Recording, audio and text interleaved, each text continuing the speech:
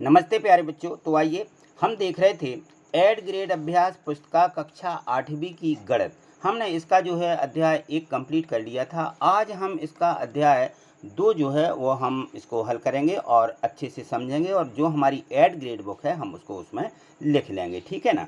तो चलिए इसको हम यहाँ से शुरू करते हैं। अनुक्रमण का दी गई है, इसका नंबर अध्याय 2 दिया है, एक चर वाले रैखिक समीकरण। तो यहाँ देखें, यहाँ दिया है अध्याय 2, ठीक है, एक चर वाले रैखिक समीकरण। अब एक चर होता क्या है, आप इसको कक्षा 7वीं में भी अच्छे से अध्ययन कर चुके हैं कि कोई भी यानी जो चर होती है, चर वस्तु होती है, कोई भी वस्तु है उसका नाम रख दिया है एक्स वाई जेड। इस प्रकार से हम अंग्रेजी वर्णमाला के अक्षरों को ले लेते हैं और वो हमारी चर राशियां हैं, तो उनका हम मान प्राप्त करते जाते हैं, ठीक है।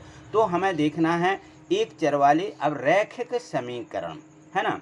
तो समीकरण से आप परिचित हो गए हैं कक्षा 7वीं में कि चर क्या होता है और समीकरण क्या होते हैं, ठीक है ना। तो इसमें एक जो समता बनती है उसे हम समीकरण कहते हैं। उसमें बराबर का निशान रहता है, बराबर के दोनों पक्ष जो हैं बिल्कुल बराबर ही रहते हैं, है ना। तो यहाँ जैसे मान लीजिए दिया है 6x-4, अब बराबर में 64 दिया, तो ये समीकरण है। क्या है ये के समीकरण। और इसमें ये देखिए, इसको पढ़ लीजिए, समता यानी बराबर का चिन्ह। यदि दोनों पक्षों में ये बराबर का चिन्ह, एक उसमें बायां पक्ष और दायां पक्ष इस प्रकार से दर्शाया गया है, तो आप समझ लीजिए कि ये क्या है, एक समीकरण है। उसमें दाएं पक्ष बायां पक्ष यानी राइट हैंड साइड और लेफ्ट हैंड साइड, ये दोनों चीज़ें आपको यहाँ पे मिल जाएंगी। अब हम जब कोई समीकरण को हल करते हैं, चर राशि का मान निकालते हैं, यानी एक्स वाई जेड कोई भी हमारी चर राशि हो, हम उसका मान निकालते हैं, तो हमें क्या करना पड़ता है, चर को एक साइड में रख लेते हैं, चर राशियों को एक साइड रख लेते हैं। जो हमारी संख्या होती हैं वो अचर, हम इनको दाएं पक्ष में और चर राशियों को बाएं पक्ष में करते हुए इस प्रकार से हल करते हैं। एक यहाँ शब्द आया है पक्षांतर। क्या आया है? पक्षांतर। पक्षांतर का मतलब होता है कि हम बराबर के बाएं पक्ष से राशि दाएं पक्ष में ले जाएं या दाएं पक्ष से बाएं पक्ष में लाएं, कोई भी हो, तो हम उसको क्या कर देते हैं, पक्षांतर, ठीक, इसको पक्षांतर बोलते हैं। चलिए अब हम यहाँ आगे शुरू करते हैं। इसमें जो आगे समीकरण दिए गए हैं, तो सबसे पहले यहाँ से देखें कि यहाँ बताना है हमें कि इन बॉक्सों में ये बताइए कि इनमें समीकरण कौन से हैं और समीकरण कौन से नहीं हैं, ठीक है ना। तो इस बॉक्स में हमें हाँ या नहीं लिखना है। तो देखिए यहाँ बराबर का निशान लगा है, ये समीकरण है, और इसमें बराबर का चिन्ह नहीं है, ये समीकरण नहीं है। और यहाँ देखें बराबर का चिन्ह लगा है, ये भले ही कुछ भी है, दोनों हमारे यहाँ पे बराबर 120 है, और यहाँ गुणा करें तो 120 ही आएगा। ये भी हमारा समीकरण है और ये समीकरण है ही, ठीक है ना। तो ये हमारे समीकरण हो गए। चलिए हमें समीकरण की पहचान करना थी यहाँ पे, तो हमने पहचान कर ली है। अब समीकरणों को हमें जो है हल करना सीखना है। तो यहाँ देखिए हल करने की कुछ इन्होंने यहाँ पे अभ्यास के लिए दे दिए हैं समीकरण, तो इनको किस प्रकार से हल करते हैं। और यहाँ आ जाइए, तो हम यहाँ से देखेंगे, यहाँ लिखा हुआ है कि इन प्रश्नों को चुन करके हमें सही उत्तर लिखना है। तो इस प्रकार के ऑब्जेक्टिव प्रश्न यानी बहुविकल्पीय प्रश्न ये परीक्षा में पूछे जाने लगे हैं। जब हम कोई भी कक्षा, कोई भी कंपटीशन परीक्षा देते हैं या हम स्कॉलरशिप की परीक्षाएं देते हैं, तो उनमें जो है ये चीज़ें पूछी जा रही हैं कि यहाँ पे ये जो ABCD के रूप में आपको दर्शाया गया है, ये OMR शीट है। इसमें हमें इन जो यहाँ पे हमारे ये गोले बने हुए हैं, इनको हमें भरना पड़ता है, ठीक है ना। तो यहाँ देखें, x के तिगुने और 12 का योग 32 है, ठीक है। x का 3 गुना कर दीजिए और उसमें 12 जोड़ दीजिए और बराबर में 32 लिखना है, तो ये हमारा समीकरण बन जाता है। तो इस प्रकार से समीकरण इसमें से बताना कि कौन सा है ये। तो यहाँ देखिए ये सब दिए गए थे, तो हमें x का तिगुना, माना x है, x का 3 गुना 3x, और उसमें 12 तिगुने और 12 का योग, अब 12 उसमें जोड़ देंगे, तो ये 12 देखिए इसमें जोड़ा गया है और योग कितना आया, 32, बराबर 32 लिखा। यानी पहला हमारा जो ऑप्शन था, पहला हमारा जो विकल्प था, ये बिल्कुल सही है, ठीक है। उसको यहाँ लिख देंगे कि 3x धन 12 बराबर 32, ये उत्तर है। और इसके बाद में हम यहाँ पे ABCD के रूप में हमारा A वाला उत्तर सही था, इसलिए यहाँ A वाले गोले को हम भर देंगे, ठीक है। अपने नीले पेन या काले पेन से ऐसा बोला जाता है, तो आपके पास जो पेन है उसको आप इसको भर सकते हैं, ठीक है। अब चलिए यहाँ पे भी समीकरण दिया गया है। यहाँ देखिए 3x धन 12 बराबर 3x धन 2 बराबर 13, इसका मान है। अब हमें यहाँ x बराबर इसका मान निकालना है। तो हम जब इसको हल करेंगे तो इसको किस प्रकार से हल करते हैं, देखिए इसको इस प्रकार से जब हम हल करते हैं, कैसा हल करेंगे कि ये दिया गया है 3x और धन 2 बराबर दिया है 13, तो 2 का क्या कर देंगे, पक्षांतर कर देंगे। तो 3x बराबर आ जाएगा 13 ऋण, यहाँ पे 2, अब 2 13 में से घटाएंगे तो 11 बच जाते हैं, बराबर में 11 मिल गए। और x बराबर ये गुणांक है तो कहाँ, ये बराबर में पक्षांतर करके बटे में चला जाता है, ये 3, तो ये 11/3 इसका आंसर हो जाता है। ठीक है, चलिए अगला प्रश्न देखें इसमें, तो इसमें भी हमें क्या करना है, ये हमारा इसका डी वाला ऑप्शन हो जाएगा 11/3, x बराबर 11/3 लिखें और यहाँ पर ये डी वाला गोला यहाँ पे हमें इसको भर देना है। ठीक, ये हमें साथ में करते चलना है। चलिए आगे देखें तो यहाँ पे प्रश्न 2 दिया गया है। प्रश्न 2 को 3 दिया गया है, निम्नलिखित में से कौन सा समीकरण है। अब इनमें जो समीकरण है वो हमें बताना था, जिसमें बराबर लगा हुआ है। तो इसमें देखिए बराबर लगा है 15, 5x धन यहाँ चर राशि है तो इसका मान जो भी होगा बराबर 15 आ जाता, तो ये वाला ऑप्शन बिल्कुल सही, 15 बराबर 5x धन 2x। ठीक है, ये लिख देंगे। अच्छा, आप कहोगे कि सर इसमें ही बराबर है, तो अब देखिए यहाँ पे ये बराबर है तो, लेकिन 5 धन 2, 5 और 2 कितना होता है, 7 होता है, 15 7 के बराबर नहीं है, इसलिए समीकरण नहीं है। ठीक, इसको भी हमें ध्यान रखना कि कोई भी हमारी इस प्रकार से संख्या दी गई हो तो ये समीकरण नहीं कहलाएगा, ये भी समीकरण नहीं है और ये भी समीकरण नहीं है। दोनों पक्ष बराबर होना चाहिए, और यहाँ जब चर राशि जुड़ी रहती है तो चर राशि का मान इतना आएगा कि बराबर वाली जो संख्या है इसके बराबर हो ही जाएगा। ठीक है, तो इसको हमें ध्यान में रखना। चलिए समीकरण प्रश्न 4 देखिए, इसमें दिया समीकरण ax धन b बराबर 0 में x का मान, तो बस वही प्रक्रिया अपनाना है कि b का पक्षांतर करेंगे, ऋण b आ जाएगा और x के गुणांक को बटे में ले जाएंगे तो ऋण b बटे a, ये d में दिया गया है ऋण b बटे a, तो यहाँ लिख देंगे ऋण b बटे a, और हमारा ये डी वाला ऑप्शन सही है तो यहाँ डी वाले गोले को भर देंगे। अब चलिए प्रश्न 5 जो दिया गया है, प्रश्न 5 को समझिए। इसमें भी दिया है कि 3x धन 5 बराबर x ऋण 2, इसका सरलतम रूप क्या है, इसको हल करिए।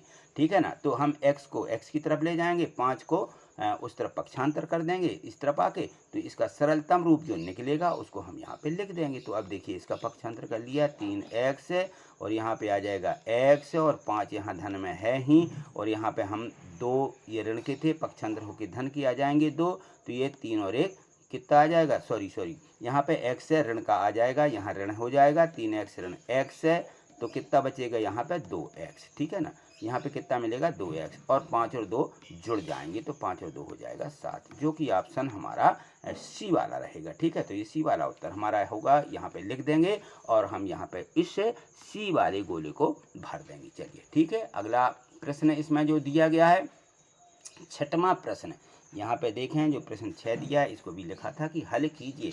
तो यहाँ देखिए हल करेंगे हम, तो इस प्रकार से हल करते हैं। हमने अभी देखा है कि हमें संख्याओं क्या करना है, पक्षांतर। चर राशि हम जो है बाएं पक्ष में रख लेते हैं, चर राशियों को दाएं पक्ष में, तो 5x ऋण 3 बराबर x धन 2 दिया है। चलिए यहाँ x का पक्षांतर होकर इस तरफ आ जाएगी, 3 का पक्षांतर होकर इस तरफ जाएगी, पक्षांतर में संख्याओं के चिन्ह बदल जाते हैं तो यहाँ हम बदल देंगे। 5x ये देखिए x धन का है तो यहाँ जाके ऋण हो गया, तो 5x ऋण x, और ये देखिए ऋण 3, यहाँ ऋण के है ना 3, तो पक्षांतर होंगे तो इस तरफ आके धन के हो गए, तो 3 और 2 5, 5x में से 1x घटाएंगे 4x, 4x बराबर कितना मिल गया 5।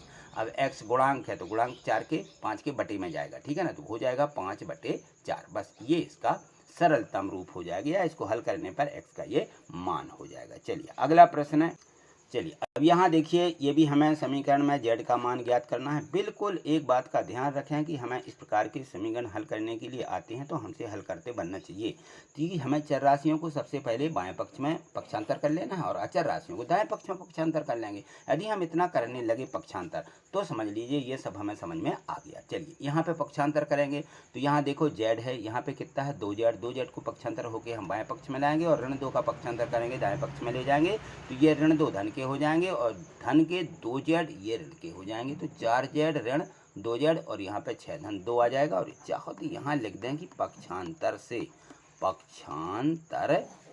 या पक्षांतर करने पर, ऐसा भी लिख सकते हो, पक्षांतर करने पर। ठीक, ये लिख दिया हमने यहाँ पे। अब यहाँ देखो 4z में से 2z घटाएंगे तो 2z मिलेंगे और 6 में 2 जोड़ देंगे तो बराबर 8। अब देखो यहाँ पे 2z है, यहाँ बराबर 8 है, तो 2z ये गुणांक है, z का मान निकालना हमेशा चर राशि का, तो गुणांक हमेशा काय में जाएगा, बराबर के भाग में, यानी बराबर में 8 है तो बटे में हम यहाँ पे 2 लिख देंगे, तो z बराबर 8/2, 2 से काट दीजिए, 2 कम 2, 2 चौके 8, z बराबर कितना आ जाएगा, उत्तर हमारा 4। ठीक है, चलिए अगला प्रश्न है, यहाँ पे दिया गया है 8वां प्रश्न। तो 8वां प्रश्न को समझिए। यहाँ पे थोड़े से यदि आप भिन्न को हल करना जानते हैं तो 8वां प्रश्न है या फटाफट कर लेंगे। यहाँ देखें भिन्न को हमें किस प्रकार से जोड़ना या घटाना है। तो यहाँ पे देखो, ये देखो z/2 लिखा है, ऋण 1/5 लिखा है, बराबर में z/3 और धन 1/4, ठीक है ना। तो अब यहाँ z के बटे भी संख्या लिखी और यहाँ पर भी z के बटे संख्या लिखी। तो सबसे पहले तो आप इनका क्या करें, पक्षांतर कर लें, ठीक है ना। तो z की संख्या को अपने बाएं पक्ष में रख लें और जो हमारी संख्या ऋण 1/5 इसका ही पक्षांतर करके हम दाएं पक्ष में रखेंगे। तो यहाँ देखिए हमने ये संख्या रख दी हैं और यहाँ पर आ गया 1/4 धन 1/5 और लिख दिया पक्षांतर से, ठीक। अब यहाँ देखो 2 और 3 इनका हम क्या करेंगे, लघुत्तम निकालेंगे। एक दूसरे के गुणांक हैं तो 3 दूनी 6, इसका लघुत्तम आ जाएगा 6। 3 का हम z में गुणा कर देंगे और 2 का इस z में गुणा कर देंगे। तो यहाँ आ जाएगा 3z, यहाँ आ जाएगा 2z, ठीक। अब ये 3z में से 2z हम घटाएंगे तो अकेला z बचेगा। और यहाँ देखो 4 और ये 5 दोनों का हम फिर लघुत्तम लेंगे तो 5 और इसमें 4 दोनों का गुणा, 4 पंचे 20, 20 लघुत्तम आएगा। तो 5 का 1 में गुणा, 4 का 1 में गुणा, ठीक है, सीधा गुणा कर दीजिए। तो यहाँ आ जाएंगे 5 और यहाँ आ जाएंगे 4, 5 और 4 दोनों को जोड़ें तो कितना मिलेगा, 9। तो यहाँ पे 9/20 आएगा बराबर में, और यहाँ z, तो ये लिख दिया हमने z/6 और 9/20, ठीक। अब देखो यहाँ पे बटे में z है तो z के बटे में जो संख्या होगी वो गुणांक में जाएगी, और यदि z के गुणा में संख्या होगी वो यहाँ भाग में बटे में जाएगी। ये हमें ध्यान रखना है कि गुणा का भाग, भाग का गुणा, धन का ऋण, ऋण का धन, ये होता है।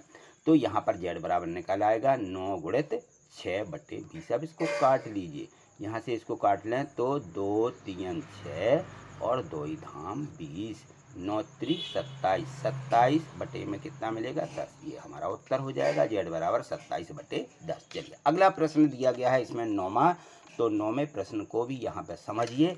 समीकरण को सरलतम रूप में बदलते हुए हल कीजिए। इसको पहले सरलतम रूप लिखो और फिर हल करो। तो हल करना सीधा सीधा, यहाँ पर हमें इन बातों को समझना है। छोटी छोटी सी इसमें दी रहती हैं संख्याएं।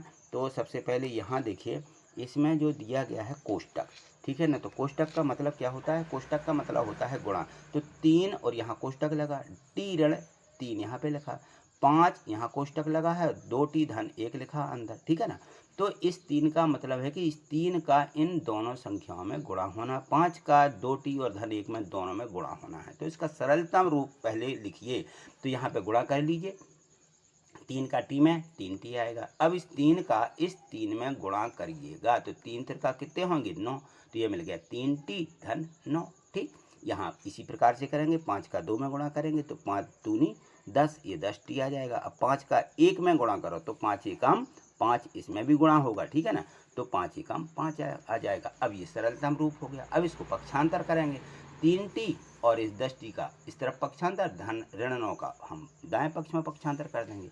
चलिए पक्षांतर हो गया, 3t ऋण 10 और 5 धन 9, ये 9 उठ के इस तरफ आ गए। इसको हम बोलते हैं पक्षांतर। अब देखिए 3t ऋण 10 यानी ऋण की बड़ी संख्या है, तो 10 में से 3 घटाएंगे तो ऋण के बचेंगे। ऋण के कितने मिलेंगे, 7, ये 7 लिख दिए। 9 और 5 जोड़ दिया, 14 हो गए। अब ऋण के 7t हैं तो ये 7 गुणांक है, ये कहाँ जाएगा, भाग में, यानी 14 के भाग में जाएगा, बटे में। तो t बराबर 14 बटे ऋण 7, 7 से इसको काट दीजिए, 7 एकम 7, 7 दूनी 14। यहाँ ऋण है तो ऋण का 2 में गुणा हो जाएगा, तो यहाँ जाएगा ऋण 2। तो t बराबर उत्तर आ जाएगा ऋण 2। ये कहलाता है इसका सरलतम रूप, ठीक। चलिए इसका प्रश्न 10 दिया गया है, इसको भी समझिए। ये दिया है समीकरण को हल कीजिए। इसमें भी समीकरण हमें हल करना है। तो यहाँ देखेंगे थोड़े, और यहाँ देखिए ये दिया गया है x बराबर 2/5 और कोष्टक लगा x धन 10, कोष्टक का मतलब गुणा, यानी 2/5 का x धन 10 में गुणा तो होना, लेकिन अब बटे वाली संख्या है तो सबसे पहले बटे वाली संख्या को हल कर लें तो ये सरलतम रूप में बदल जाएगी। और कोष्टक को खोलते हुए 2 का अंदर गुणा कर दें, 2 का अंदर गुणा और 5 का यहाँ ये बटे में है ना, तो ये बराबर के हम कहाँ ले आएंगे, इसको यहाँ गुणा के रूप में आ जाएगी, क्योंकि भाग का हम गुणा लिखते, गुणा का भाग लिखते हैं। चलिए यहाँ देखिए हमने समीकरण लिखा, समीकरण लिखने के बाद इस 5 का x में गुणा हो जाएगा तो 5x आ जाएगा, और इस 2 का अंदर x में और 10 में दोनों में गुणा कर देंगे तो 2x धन 2 धाम 20 ये आ जाएगा। 2x धन 20, 5x बराबर। अब 2x का पक्षांतर करेंगे तो ये 2x का पक्षांतर किया तो 5x ऋण 2 बराबर 20, यानी 3x बराबर कितना मिल जाएगा 20। ठीक है ना, 5 में से 2 घटाएंगे 3, तो x बराबर 20/3 ये हमारा आंसर हो जाएगा। ठीक, चलो अब इसके बाद दिया गया है प्रश्न क्रमांक 11। इसको भी आप इसी तरीके से समझिएगा। यहाँ देखो जो समीकरण है 11 दिया गया है, इस समीकरण में 11वें में करना क्या है, क्योंकि यहाँ पे भिन्न बनी हुई है और जो भिन्न नहीं बनी है उसको भी हमें समझना है। यहाँ देखें दोनों पक्षों में जो m ऋण 1/2 m ऋण 2/3 लिखा हुआ है, तो सबसे पहले तो ऐसा भी कर सकते हैं कि इसमें हम क्या कर लें, कोष्टक बना लें, क्योंकि ये ऋण का चिन्ह है, ऋण के चिन्ह का अंदर गुणा होता है, तो इसमें हम यहाँ क्या करेंगे, कोष्टक बना लेंगे। और 2 और 3 दोनों पक्षों से हम क्या करेंगे, इनके 2 और 3 के लघुत्तम निकाल लेंगे, तो 2 3 6 हमने यहाँ लिख दिया। दोनों पक्षों के हर 2 और 3 का लघुत्तम समावर्तक 6 है, इसलिए 6 से दोनों पक्षों में गुणा करने पर बस अब आपको क्या करना, यहाँ गुणा करेंगे, यहाँ गुणा करेंगे, यहाँ पे गुणा करेंगे और 1 में गुणा करेंगे। चलिए अगले पृष्ठ पर देखते हैं इसको। अब यहाँ देखिए, यहाँ पर हमने 6 का जो गुणा किया है तो m में 6 का गुणा करेंगे तो 6m आ जाएगा। 6 का यहाँ गुणा कर देंगे तो m ऋण 1/2 में हो जाएगा, और 1 था यहाँ पे है ना, तो 1 में 6 का गुणा किया तो 6 एकम 6, और यहाँ पर ऋण यहाँ 6 का गुणा यहाँ लिख देंगे m ऋण 2/3 में। ठीक, ये गुणा लिख दिया है। अब इसके बाद यहाँ देखें ये बटे में जो है 2, इस 2 को हम काट देते, 2 एकम 2, 2 3 6, तो यहाँ कितना आ जाएगा गुणा के रूप में 3 गुणे। ठीक है ना, और यहाँ पर इस 3 से काट देते हैं, 3 एकम 3, 3 दूनी 6, यहाँ 2 मिल जाएंगे। ठीक, यहाँ 3 मिल जाएंगे। अब चलिए यहाँ 6m, यहाँ ऋण 3 मिल जाएंगे, m ऋण 1/2 कट गए, यहाँ पर 2 मिल जाएंगे, 6 ऋण 2 m ऋण 2। ठीक है ना, यहाँ पे 1 मिला। अब अंदर इसका हमें क्या करना है, गुणा करना है। 3 का m ऋण 1 में गुणा करेंगे, 6m ज्यों के त्यों, 3 का m में और ऋण 1 में गुणा करना। ध्यान रखना यहाँ पर 3 का m में गुणा करेंगे 3m आएंगे, और इस ऋण 3 का ऋण 1 में गुणा होगा तो धन के 3 मिल जाएंगे। इसी प्रकार से यहाँ पर करना है 6, और यहाँ पे ऋण 2 का 2m आएगा, और ऋण 2 का ऋण 2 में गुणा होगा तो धन 4 आ जाएंगे। ठीक, अब पक्षांतर कर लीजिए कि यहाँ पर कितने कितने दिए गए थे हमारी संख्याएं, तो इनको जोड़ घटा लीजिए। तो यहाँ पे हमारे 6m में से 3m घटा देंगे, 3m मिलेंगे, धन 3। यहाँ पर देखिए ऋण के 2m और 6 और 4 10, यहाँ पे 10 मिल गया। अब पक्षांतर कर लीजिए इनका, तो 2m को इस तरफ ले आएंगे, 3m में 2m जुड़ जाएंगे 5m, और 3 का हम पक्षांतर करेंगे तो 10 ऋण 3 हो जाएगा, ये 10 ऋण 3, तो ये मिल गया हमें 5m, और 10 में से 3 घटाएंगे 7m बराबर 7/5, ये हमारा उत्तर हो जाएगा। अब यहाँ देखिए जो प्रश्न में हमने दोनों तरफ इसमें लिख दिया है, क्योंकि इसमें बटे में 2 था तो यहाँ लिख दिया कि दोनों पक्षों में 2 से गुणा करने पर, तो हम यहाँ 2 का गुणा कर देंगे। तो यहाँ देखिए जैसे 2 का गुणा 5 में होगा तो 5 दूनी 10 आ जाएगा। यहाँ पर 7 में गुणा करेंगे, 7 दूनी 14, 2 से काट देंगे तो 2 7 14, यानी 2 2 कट गए हमारे, 7 बस बचे। ठीक, और यहाँ पे 3 दूनी 6x, और यहाँ 14 दूनी 28, तो हमने ये लिख दिया। यहाँ पे 10x धन 7 बराबर 6x ऋण 28, ये आ जाएगा। अब इसका पक्षांतर करना है हमें संख्याओं का, तो चर राशि को 6x को यहाँ 10x से पक्षांतर करेंगे, और 7 को हम इस तरफ ले जाएंगे तो ऋण के हो जाएंगे। तो ऋण 28 और 7 दोनों को जोड़ दें तो हमारा 35 होगा, और 10 में से 6 घटाएंगे तो 4x, तो यहाँ लिख दिया हमने 4x बराबर ऋण 35। ठीक, अब x बराबर ये जो गुणांक है ये बटे में लिख देंगे, ऋण 35/4, हमारा यही उत्तर हो जाएगा। x बराबर ऋण 35/4, और चाहो तो इसको यहाँ लिख दें कि ये हमारा आंसर है। ठीक है, चलिए अगला प्रश्न देखिए। यहाँ पे यहाँ देखिए प्रश्न जो 13 दिया गया है, इस 13 में प्रश्न में दिया समीकरण में f का मान ज्ञात कीजिए। ठीक है, तो यहाँ जो संख्याएं लिखी दशमलव के रूप में लिखी हुई हैं, तो जो दशमलव की संख्या होती है उनको हम हल करते हैं। तो दशमलव जो संख्या है, दशमलव का विशेष ध्यान रखना है। तो यहाँ देखें हम कि हमें यहाँ लिखा है कि 0.25, इसका गुणा करना है 0.25 का 4f ऋण 3 में, और यहाँ पे देखा बराबर में 0.05 का गुणा करना है 10f ऋण 9 में। चलिए गुणा करते हैं तो संख्या क्या मिलती है। यहाँ हमने देखिए सीधे सीधे संख्या लिख दी है, क्योंकि इसमें यहाँ स्पेस यानी जगह ना होने के कारण हमने सीधा लिख दिया। अब आप इसको समझ लीजिए कि आते कहाँ से हैं। 25 ये 0.25 लिखे हैं, 0.25 का 4 में गुणा करें, 0.25 का 4 में गुणा तो कितना आ जाएगा, 4 पंचे 20, 4 दूनी 8 और 2 10। दशमलव कहाँ लगाएंगे, यहाँ पे देखो 1 2 दो संख्याओं बाद यहाँ दशमलव आएगा, दशमलव के बाद कैंसिल माने जाते, उत्तर आएगा 1। कितना मिल जाएगा 1। अब जब हमारा 1 मिलेगा यहाँ पे तो 1 का f में गुणा f ही बचेगा। ठीक है ना, 1f ही आएगा। ठीक, अब दशमलव 25 का 3 में गुणा करेंगे। चलिए 0.25 का यदि हम 3 में गुणा करते हैं तो हमें संख्या क्या मिल जाती है, यहाँ पे देख लें। तो हमने ये लिखा 0.25 और गुणे 3, तो 5 3 15, हासिल आएगी 1 2 3 6 और 1 7, दो संख्याओं के बाद दशमलव, तो यहाँ दशमलव लग जाएगा। तो यहाँ इस प्रकार से हम इसको शून्य है तो 0.75 लिख देंगे। तो ये लिख दिया 0.75। ठीक, अब यहाँ 0.05 का 10 में गुणा करेंगे, ठीक है ना। अब यहाँ देखो हम करेंगे गुणा 0.05 का 10 में गुणा करेंगे। चलिए गुणा कर लीजिए, 10 का 10 पंचे 50 का 0, हासिल आएंगी 5, 5 के 5 आ जाएंगे। ठीक, दो संख्याओं के बाद यहाँ दशमलव आएगा, यहाँ ये आ जाएगा। दशमलव के बाद जो शून्य रहते हैं उसको कोई मतलब नहीं रहता है, तो हम यहाँ पे लिख देंगे 0.5।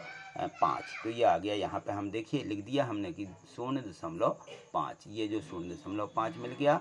अब यहाँ पे 0.5 का 0.05 का 9 में गुणा करना, बिल्कुल इसी प्रकार से। तो यहाँ देखो हम 9 का गुणा करेंगे 0.05 में 9 का गुणा यहाँ पे, तो 9 पंचे 45, तो यहाँ 45 ही आ जाएगा, यहाँ 0 यहाँ दशमलव 0.45 आ जाएगा। तो ये 0.45 यहाँ लिख दिए गए। ठीक है, अब इनका पक्षांतर करिए। पक्षांतर किया तो पक्षांतर में भी देखें तो f इस तरफ आएगा और ये 0.75 इस तरफ आ जाएंगे। तो पक्षांतर किया हमने, और इसके बाद f ऋण 0.5f। अब यहाँ देखिए ये लिखा हुआ है 0.45 और यहाँ लिखा है 0.75। इनको हमें क्या करना है, ये ऋण की संख्या है तो इसको घटाएंगे। तो यहाँ देखें घटाना कैसे है और इनको जोड़ना कैसे है। f में से 0.5 घटाना है, तो क्या करेंगे भाई, हम हमारा एक है, एक संख्या है, यहाँ f अकेली यानी 1, यहाँ हमने लिख दिया, f को बाहर कर दिया तो f की जगह मिल गया 1 है, और यहाँ पे 0, यहाँ दशमलव, यहाँ 5। चाहो तो आप इसको 1 1 बना करके ऐसा, ताकि हमारी इसमें दिक्कत ना हो कि हमारा एक कहाँ चल से आ जाता है। ये 1 1 इसको हम चाहें तो बना के चल सकते हैं, ठीक है ना। एक यहाँ ये अंदर बच जाएगा। ठीक, अब यहाँ देखिए, तो अब हम इसको 1 में से 0.5 कैसे घटाएंगे, क्योंकि ये 1 के बाद कोई संख्या नहीं है, हम चाहे जितने दशमलव रख सकते हैं। ठीक है, तो अब इसमें से कितने घटाना है, हमें 0.5 घटाना है। तो दशमलव के नीचे दशमलव रख के ऐसे 5, इसका कोई मतलब नहीं, तो हम एक ही दशमलव के बाद एक ही शून्य रखेंगे। यहाँ से देखिए घटाते हैं तो यहाँ पे शून्य के माने 10, 10 में से 5 जाएंगी 5। ठीक है, और यहाँ पे कुछ नहीं बचेगा, एक हासिल यहाँ ले ली है तो यहाँ कुछ नहीं, दशमलव का यहाँ दशमलव, तो ये बच जाते हैं 0.5 यानी 0.5। ये लिख दिया हमने यहाँ पे 0.5। ये एक में से जब हम घटाते हैं तो हमारी संख्या क्या बचती है, यहाँ पे देखिए 0.5f बचेंगे। ठीक, और बराबर में अब देखो 0.75 में से 0.45 को घटाना है, तो यहाँ घटाइए, ऐसा घटाते हैं 0.75 में से 0.45 घटाएंगे, 5 में हो 5 शून्य, और 7 में से 4 घटा दीजिए तो 3 मिलेंगे, यहाँ दशमलव यहाँ शून्य। अब हमने बताया कि दशमलव के बाद यदि ये शून्य है तो इसका कोई मतलब नहीं होता। यहाँ पे लिख दिया हमने 0.30 और इस शून्य को ख़त्म कर दिया, यहाँ के लिए 3 लिखे हैं 0.3।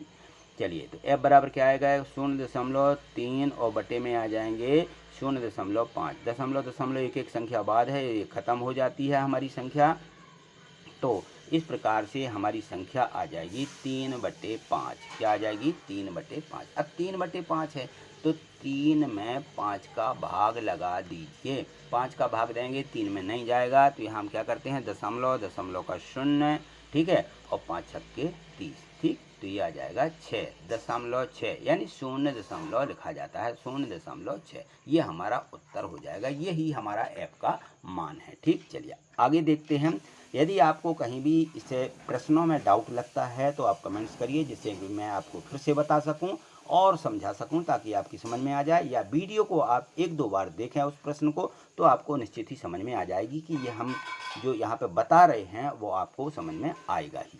चलिए आगे देखें, अगला प्रश्न है जो हमारे यहाँ पे 14वां प्रश्न दिया गया है। 14वें प्रश्न को समझिए, वैसे ही है। समीकरण में a का मान ज्ञात कीजिए। अब यहाँ a लिखा, यहाँ पे a लिखा, यहाँ बटे 3, यहाँ 5। तो अब यहाँ देखो बटे में 3 है, यहाँ बटे में 5 है। 3 और 5 का लघुत्तम ले लें और दोनों पक्षों में उसका गुणा कर दें। तो दोनों पक्षों में हर 3 और 5 का लघुत्तम समावर्तक 5 है, अतः दोनों पक्षों में 15 से गुणा करने पर दोनों का लघुत्तम समावर्तक 15 आएगा, 5 नहीं 15, ठीक है। तो 15 का गुणा कर दीजिए, यहाँ 15 का गुणा करेंगे तो इसमें कोष्टक बनाएंगे, इसमें भी हम क्या करेंगे, कोष्टक बना लेंगे। यहाँ देखिए कोष्टक के रूप में जब हम संख्या को बना लेते हैं तो इस प्रकार से हमें इसको लिख देना है, ठीक है। चलो यहाँ देखें तो अब हम ये 15 का गुणा किया a-5/3 और यहाँ 15 का गुणा किया तो a-3 यहाँ पे हमने यह 5 लिखा है। अब यहाँ देखें संख्या जो हमारी आ रही है तो कितनी होगी, क्योंकि बटे वाली संख्या क्या होती है, कट जाती है, तो हम यहाँ काट दें। 3 एकम 3, 3 5 15, यहाँ 5 आ जाएंगे, यहाँ 5 से काटिए, 5 एकम 5, 5 तिया 15, यहाँ पे 3 मिल जाएंगे, ठीक। तो यहाँ 5 का गुणा करना, यहाँ 3 का गुणा करना। चलिए ये 5 गुणित a-5 और 3 गुणित a-3, अब इसका गुणा करें तो 5a और यहाँ 5 का 5 में 25 आ जाएगा, ये लिख दिया 5a-25 और यहाँ पे 3a और 3 का ऋण 3 में गुणा, 3 3 9, 3a-9 ये मिला। अब पक्षांतर करिएगा और चाहो तो यहाँ पे लिख दीजिए पक्षांतर, ठीक है, यहाँ पे हम लिख देंगे पक्षांतर से, ऐसा लिख देते हैं।